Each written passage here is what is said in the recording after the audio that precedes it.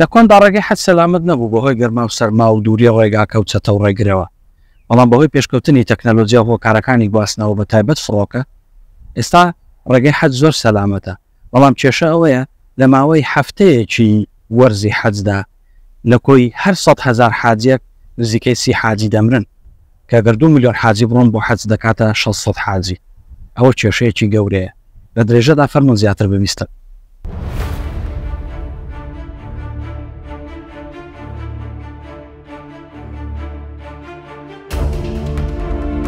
لبيك اللهم لبيك لبيك لا شريك لك لبيك. حاج گەشتێکی کاتی ئاینی و ڕۆحی پەیڕەوکارانی ئیسلامە بۆ مەکە و دەوروبەری کە پایەی پێنجەمی ئیسلامەتیە و هەر موسڵمانێک لە توانایدا بێت دەبێت ئەو گەشتە بکات. حاج بەر لە ئیسلامیش عەرەبە بتپەرستەکان بەڕێوەڕەسمی جیاواز پەیڕەویان کردووە. هاوشەوەی حاج لە زۆربەی ئاینەکانی دیکەدا هەیە، وەک مەسیحی و هیندۆسی و سیخی و بوزی و یەزیدی و جوو. هیندۆسەکان 12 ساڵ جارێک کۆمبێلایان هەیە. بە گوێرەی ماڵپەڕی BBC گەورەترین کۆبوونەوەی ئاینیە کە لە ماوەی 49 ڕۆژدا زیاتر لە 100 ملیۆن کەس ئەو گەشتە ئاینیە ئەنجام دەدەن. بەهۆی پێشکەوتنی زانست و تەکنۆلۆجیا لەلایەک و زیادبوونی ژمارەی مرۆڤ لەلایەکی دی تا دێت ژمارەی گەشتیارانی ئاینی و جۆرەکانی دیکەی گەشتیار زیاتر دەبن. بەهۆی ئەو ئاسانکاریانەی بەتایبەت لە ڕێگەی هەواییەوە بەردەستە، مرۆڤ دەتوانێت ڕێگای ساڵێکی سەدەی 19 بە ڕۆژێک ببڕێت. بەڵام هەر ئەو ئاسانکاریە دەبێتە هۆی قەرەباڵغی. قەرەباڵغیەکان لە مێژوودا زۆر جار ڕووداوی پڵیشانەوە و مردنی بە کۆمەڵی لێ دروست بووە. لەوانە کارەساتی هیلزبۆڕۆ کە ساڵی 1970 لە یاریگای هیلزبۆڕۆ لە شانشینی یەکگرتووی بەریتانیا ڕوویدا. بەو هۆیەوە 97 کەس مردن. لە سیئۆلی پایتەختی کۆریای باشوور ساڵی 2022 لە یادی هەڵەویندا 151 کەس پانبوونەوە و مردن. لە ساڵی 2013دا لە یانەیەکی شەوانە لە بەرازیل 230 کەس بە دووکەڵ و پانبوونەوە مردن. ژمارە ڕووداوەکانی پانبوونەوە مردن زۆرن، بەڵام ئەو ڕووداوانە لە کۆمبێلای هیندۆسەکان و حەجی موسڵمانان زۆرتر دووبارە دەبنەوە.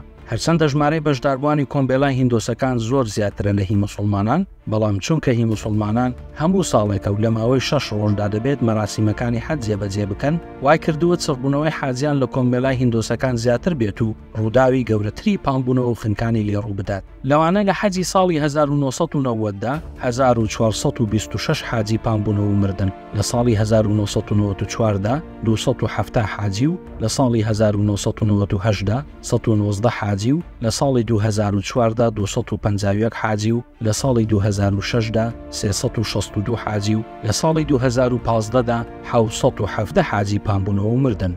مەترسیەکانی کاتی حەج تەنها پانبوونەوە و مردنی بە کۆمەڵ نین، بەڵکو 3 مەترسی دیکەش هەن. ئەوانیش بریتین لە مردنی حاجیان بەهۆی ماندووبوون و گەرما، بە تایبەتی لە ناو حاجیانی بەتەمەن و ئەوانەی نەخۆشیەکانی دڵ و کۆ ئەندامی هەناسە و نەخۆشی درێژخایەنیان هەیە. بە گوێرەی ئارتیکڵێک کە لە ساڵی 2024دا لە گۆڤاری Journal of Infection and Public Health بڵاوبۆتەوە، لە ساڵانی 2012 تا 2017دا بە نزیکەی لە هەر 3000 حاجی دانەیەکیان لە حەج مردووە، کە وەش وا دەکات خودی پرۆسەی حەج 1000 جار زیاتر لە ڕێگای هەوایی حەج مەترسیدارتر بێت بۆ گیانی حاجیان. هەرچەندە لە کۆندا سەرما و گەرما و دووری و مەترسی و نەشارەزای ڕێگا وای کردبوو ڕێگای حەج لە خودی حەج مەترسیدارتر بێت. یەکێکی دیکە لە مەترسیەکان بڵاوبوونەوەی نەخۆشی و پەتایە بەهۆی قەرەباڵغی و تێکەڵی خەڵکەوە کە لە هەموو شوێنێکی جیهانەوە دێن. هەروەها جێسەڵی سێکسیش ڕوودەدات لە حەجدا، لە کاتێکدا ئاینی ئیسلام ڕێگە بە تێکەڵی هەردوو ڕەگەزی مرۆڤ نادات. بەڵام لە وەرزی حەجدا کە لە کات و شوێنێکی موبارەکە تێکەڵبوون تا ئاستی بەرکەوتن و پێکەونوسان ڕوودەدات. ساڵی 2018 بەشێک لەو ژنانەی لە حەج گێچەڵی سێکسیان پێکرابوو لە تۆڕە کۆمەڵایەتیەکان هاشتاگی مۆسکمیتویان بڵاو کردەوە. فتوایەکی عەبدولعەزیز بن باز لە ماڵپەڕی ڕێکخراوی بن باز دانراوە کە بە پاساوی ناچاری ڕێگا بەو تێکەڵیە تا ئاستی بەرکەوتن و پێکەون نووسان دەدات. لە فتواکەیدا کۆمەڵک ئاەتی ناپەیوەندیدار دەکاتە بەڵگە. لە نایەکی دیکە بە ناوی پیرۆزی خاچی مەکە و مەدینە تێگەیشتنێک لە لای خەڵک دروست بووە کە مردن لەوێ ئاماژەیەکی باشە و هەندێک خەڵک هیوادارن لەوێ بمرن، کە وەش وا دەکات ئەو مردنە زۆرەی وەرزی حەج و عەمرە وەک بەختی باش لێک بدرێتەوە نەک کارەسات. هەموو ئەو فتوانەی مردنی حاجیان و تێکەڵی نێرومێ و جێچەڵی سێکسی بە پاساوی ناچاری ڕێگە پێدەدەن، لە ئاگاییەوە بێت یان نائاگایی هەوڵەکە بۆ پەردەپۆشی شکستی حکومەتی سعودیە لە دابینکردنی سەلامەتی پێویست بۆ حاجیان. ئەگەر لەبری ئەوە بیر لە ڕێگا چارە بکەنەوە بێگومان دەتوانرێت چارەسەر بکرێت بەم شێوەیە. یەکەم، بۆ نەهێشتنی تێکەڵبوون و جێچەڵی سێکسی پیاوان لە پێشەوە بن و ژنان لە دواوە، هەروەکو چۆن پێغەمبەر بۆ ئوم سەلەمە ڕوونی دەکاتەوە کە لە دوای خەڵکەوە تەواف بکات. دووهەم، دەبێت بۆ نەخۆش و بەتەمەنەکان هۆکاری گواستنەوە دابین بکرێت و نەک بە پیادەی حەجەکەیان بکەن.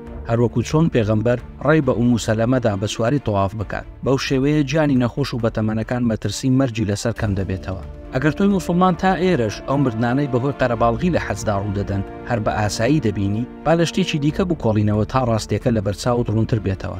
حەج لە کات و شوێنێکی مبارەکدایە. ئاەتی 191 سوڕەتی بەقەرە ئاماژە بەوە دەکات کە دەست پێشخەری مەکەن لە کوشتاری کافرەکان لە مزگەوتی مەکەدا. هەروەها حەج لەو مانگانەدایە کە شەڕ و کوشتار تیایدا حرامە. ئاەتی 194 هەمان سوڕەت دەڵێت دەست پێشخەری مەکەن لە شەڕ و کوشتار لە مانگە حرامەکاندا. ئێستا من لە تۆ دەپرسم لەو شوێن و کاتەدا کە خوددا فەرمان بە موسڵمانان دەکات تەنانەت نابێت دەست پێشخەری بکەن لە کوشتنی نەیار و دوژمنانی خوددادا، ئەی بە فەرمان و فتوای چێ ڕێگەدراوە دۆستانی خوددا لەو شوێن و کاتە پیرۆزەدا یەکتر بشێن و بخەنچێنن، تۆش لێ بکۆڵەوە.